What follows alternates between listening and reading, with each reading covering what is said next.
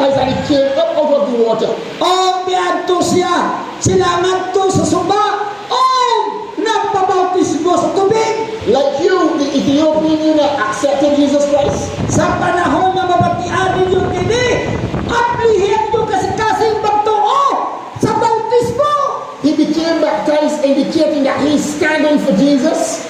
Nagdesisyon siya tungod kay siya gusto mubarog upod kay Kristo Jesus. And he went into the water, fully immersed into the water.